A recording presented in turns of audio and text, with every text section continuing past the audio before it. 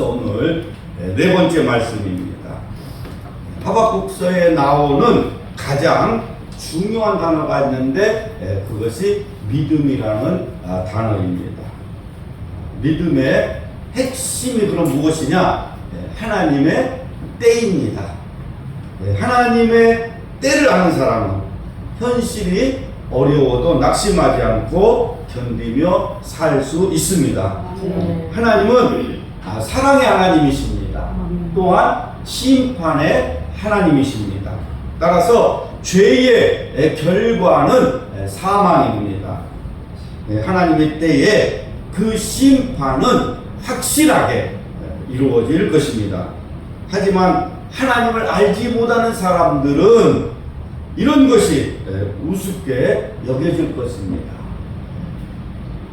사람이 죽으면 그만이지 무슨 심판을 받느냐, 사람들이 믿지 않는 것입니다. 우리가 하나님의 그 정한 때와 믿음을 바르게 이해하면 하박국서의 메시지를 정확하게 파악할 수 있습니다. 또 다른 중요한 단어가 하나 나오는데 바로 잠잠하라는 것입니다. 잠잠하라. 그러니까 믿음과 이 하나님의 때에 기초가 되는 단어가 잠잠하라는 것입니다. 하박국서 1장을 보면은 하박국 선지자는 하나님이 침묵하신다고 생각해서 자신의 그 심정을 하소연 합니다. 하나님 왜 대답이 없으십니까? 하나님의 침묵을 이야기했습니다. 2장에서는 하나님의 절대성을 알았기 때문에 잠잠할 수 있었습니다. 2장 20절 말씀입니다. 오직 여호와는 그 성전에 계시니 온 땅은 그 앞에서 잠잠할지니라. 하나님은 역사를 주관하시는 분이라는 것을 아는 사람은 그 앞에서 잠잠해야 됩니다. 이 잠잠하라는 말씀은 침묵하라는 말씀이 아닙니다. 잠잠하라 그러니까 그 입 다물라 그런 뜻이 아니죠. 하나님의 절대성을 강조하는 말입니다. 세상의 시작과 끝이 하나님 손에 달려 있다는 것입니다. 우주와 만물을 창조하신 분이 하나님이십니다. 마지막 날에 심판하시는 분도 하나님이십니다. 그러니까 세상의 이 역사는 이전에도 하나님의 뜻대로 되었습니다. 현재도 그렇게 되고 있습니다. 앞으로도 하나님의 뜻대로 될 것입니다. 하나님이 역사의 주인이십니다. 그러니 하나님의 모든 일에, 하나님의 계획에 의문을 제기하지 말라는 것입니다. 그런데 주인이 알아서 잘 하시는데 종들이 거기에 관여하지 말라는 거예요. 인간의 생각으로 하나님을 평가하지도 말고 하나님의 말씀에 절대적으로 순종하라는 것입니다. 하나님에 대한 이 순종은 하나님의 일에 우리가 순종함으로써 그 일이 우리의 일이 되는 것입니다. 그러니까 하나님이 하시는 일에 우리가 순종하면 그 일이 우리의 일이 되는 것입니다. 그래서 진정한 믿음은 하나님을 바라보는 것입니다. 그러면 잠잠할 수밖에 없어요. 하나님은 역사를 주관하시는 분으로 정한 때에 누가 망하고 누가 하나님 앞에 칭찬을 받고 상급을 받는지 우리가 보게 될 것입니다. 자, 본문은 침묵의 의미를 바로 알고 있는 하박국 선지자가 영적인 기도로 찬양하는 내용입니다. 자, 1절 말씀입니다. 시기 오노스에 맞춘 선지자 하박국의 기도라. 여호와여, 내가 주께 대한 소문을 듣고 놀랐나이다. 자, 시기 오노시란 수금을 말해. 수금. 그래서 3장 19절 말씀에 보면은 이 노래는 취하는 사람을 위하여 내 수금에 맞춘 것이라. 자, 시기의 오롯은 장단이 빠른 박자로 찬양하는 기도입니다. 자, 하나님의 정하신 때를 깨달은 선지자가 감사와 찬양을 하고 있는 것입니다. 근데 무엇을 지금 찬양하고 있습니까? 하나님을 찬양하고 있는데 무엇을 찬양하고 있느냐? 2절 말씀, 여호와여 주는 주의 일을 이 수년 내에 부응하게 하옵소서. 이 수년 내에 나타내시옵소서.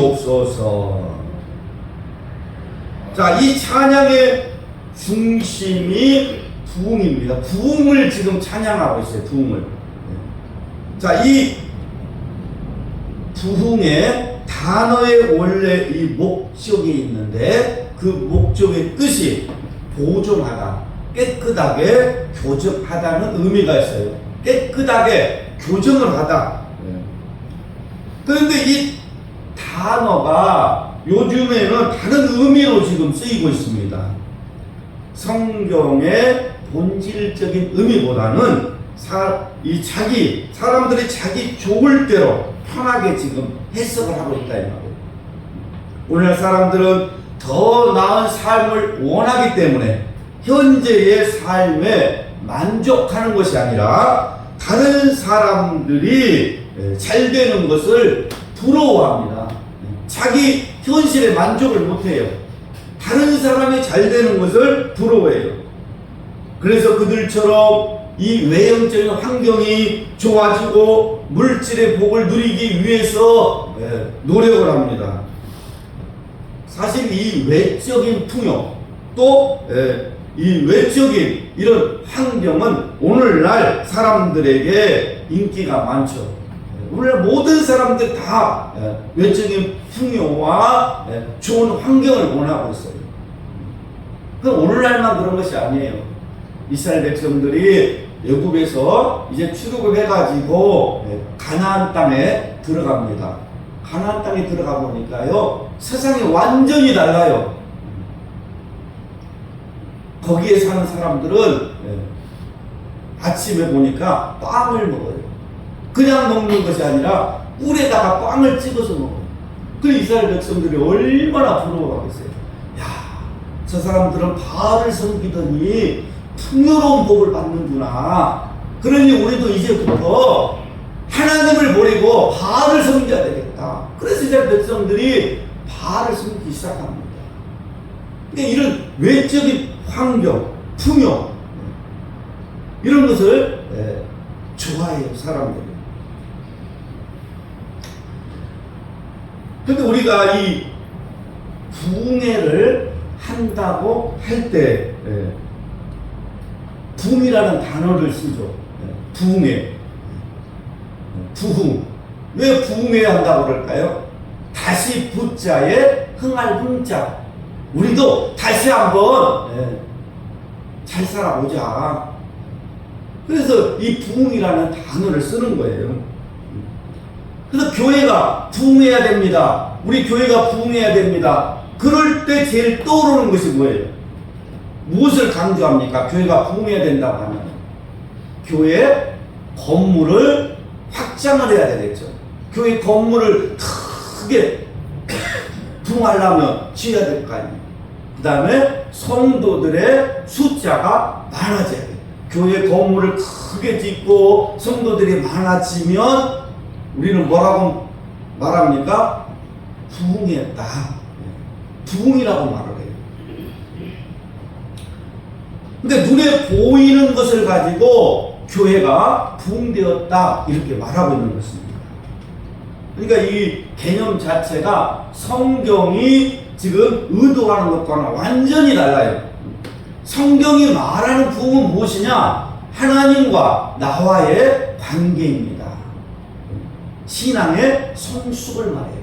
근데 성경에서 부흥은 신앙의 성숙을 말하는 거예요. 하나님과의 나와의 관계를 말해요. 그러니까 하나님과의 나와의 관계가 좋아지면 성경은 뭐라고 말해요? 부흥이라고 말해요. 그러니까 이 부흥은 죽어있는 영을 다시 살리는 것입니다. 근데 부흥이 회복을 의미하고 새롭게 되는 것을 의미합니다. 자, 부흥을 영어로 리바이벌이라고 해요. 리바이벌. 다시 살아난다. 소생, 회복이라는 뜻이죠. 이게 부흥이에요. 에스겔 골짜기의 마른 뼈들처럼 이 죽어있던 영혼이 살아나서 새롭게 되는 것을 부흥이라고 말한다. 그래서 부흥은 죄를 회개하고 하나님 말씀에 순종하며 하나님의 은혜를 구할 때에 부흥이 임하는 것입니다. 하나님과의 관계가 중요하다는 거예요. 하나님과의 관계가 좋은 사람은 부흥이 되는 것입니다. 부흥이 일어나요. 하나님과의 관계가 좋으면 부흥이, 심령의 부흥, 영적인 부흥, 물질적인 부흥, 가정의 부흥, 교회의 부흥이 일어나는 것입니다. 자, 이 하박국의 기도가 우리에게 큰 감동을 주는 것은 외부적인 환경의 변화가 전혀 지금 없었다는 거예요. 지금 외부적인 환경의 변화가 일어났습니까? 전혀 일어나지 않았습니다. 여전히 고통스럽고 슬픈 현실 그대로예요. 지금 환경적으로 좋아진 것은 하나도 없습니다. 그런데 달라진 것이 하나 있죠. 하나님에 대한 믿음이 달라졌습니다. 믿음의 변화. 믿음의 변화. 하박국 선지자의 기도와 찬양은 상황이 좋아서 하나님을 찬양하는 것이 아닙니다. 환경이 어떠하든지 어려운 환경에서도 이와 같은 기도를 하는 것은 하박국 선지자의 믿음이 변한 거예요. 믿음이 바뀌니까 현실은 지금 그대로인데, 슬픈 현실 그대로인데 믿음이 바뀌니까 하나님을 찬양하고 있는 것입니다. 하나님은 변함이 없어요. 언제나 우리를 사랑하시고 우리와 함께 하시며 우리가 잘 되기를 원하십니다. 이게 하나님의 뜻이에요. 그래서 하나님의 마음을 깨달은 것이 부흥입니다. 우리는 하나님을 바라보면서 그 믿음을 달라고 기도해야 돼요. 하나님의 마음을 알게 해주시옵소서. 하나님의 마음을 깨닫게 해주시옵소서. 주님의 마음을 알아야 내 마음대로 살지 않습니다. 주님의 마음을 모르니까 내 마음대로 사는 거예요. 여러분, 하나님의 마음을 안다면 어떻게 내 마음대로 살겠습니까?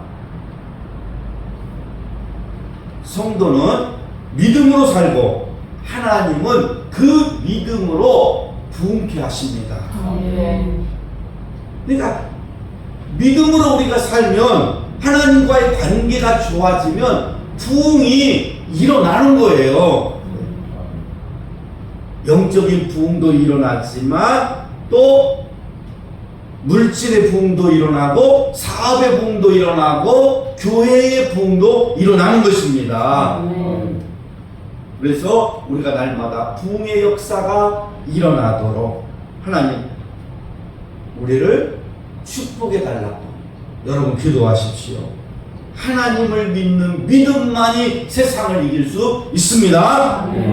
오직 믿음으로 우리가 살 때에 그 믿음이 우리를 회복시키시고 그 믿음이 우리를 살게 하시고 그 믿음이 우리를 천국까지 인도하는 것입니다. 그러니까 믿음의 사람들은 세상의 종말을 알기 때문에 세상 사람들을 부러워하지 않는 것입니다. 반드시 하나님이 심판하신다고 했어요. 하나님의 때에 하나님이 반드시 심판하시는데 어떻게 심판하시느냐? 행한 대로 갚아주리라. 행한 대로 하나님이 갚아주셔요. 그래서 하나님의 때가 되면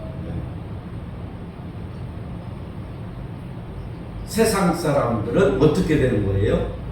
영원히 나오지 못하는 지옥에 갇히게 될 것입니다. 그래서 의인은 세상의 것을 부러워하지 않고 하나님의 때를 기다리면서 오늘을 믿음으로 살아가는 사람입니다. 우리는 아직 그 정한 때에 살고 있지 않지만 그 때를 향해 가는 사람들이에요. 그 때를 향해서 지금 우리가 가고 있습니다. 그래서 우리는 그 때를 생각하면서 즐거워하고 기뻐하는 것입니다. 때가 되면 하나님의 나라는 완성될 것입니다. 정한 때에 심판하시는 분이 하나님이시기에 우리는 하나님 앞에서 잠잠할 수밖에 없습니다. 심판할 때에 하나님이 내 인생의 주인이라는 것을 알게 될 것입니다. 그러면 우리는 어떻게 살아야 합니까? 하나님을 크게 봐야 돼요. 내 앞에 놓인 현실을 우리가 믿음으로 극복하려면 어떤 수단과 방법보다는 하나님이 크게 보여야 돼요. 예전에 하박국 선지자도 하나님이 작게 보였습니다. 그래서 하나님은 왜 침묵하십니까? 내가 기도해도 왜 대답이 없으십니까? 하고 하나님을 원망했습니다. 그러나 이제는 하나님이 크게 보이니까 비록 굶어 죽는다 할지라도 외양간에 송아지가 없다 할지라도 무화과 나무 열매가 없다 할지라도 포도 열매가 없다 할지라도 없다 할지라도 내가 하나님을 믿고 찬양하겠다는 것입니다. 우리가 어디에 인생을 걸고 살아야 합니까? 위대하신 하나님 한 분입니다. 내 믿음이 좋다는 것은 하나님이 크게 보이는 것입니다. 위대하신 하나님, 우리를 구원하신 하나님, 나를 책임져 주시는 하나님, 그 하나님이 나의 하나님이십니다. 전능하사 천지를 만드신 하나님이 나의 하나님이십니다. 그래서 사도신경을 고백할 때에 천하라는 거예요. 빨리 주문해오듯이 하지 말고 천천히 전능하사 천지를 만드신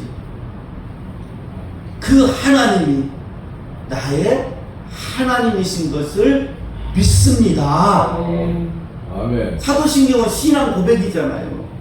고백을 막 천천히 전능하신 하나님이 나의 하나님이십니다. 이렇게 고백을 해야지 주문해오듯이 막 빨리 해버리면 안 돼요. 천천히. 그래서 위대하신 하나님, 우리를 구원하신 하나님, 나를 책임져 주시는 하나님이 나의 하나님이십니다. 아멘. 나를 구원하신 하나님을 찬양하며 주님을 위해서 이제는 살겠습니다 라고 우리가 정말로 기도하고 날마다 하나님을 찬양하며 나아갈 때에 하나님께서 우리 인생의 길을 활짝 열어주실 줄로 믿습니다.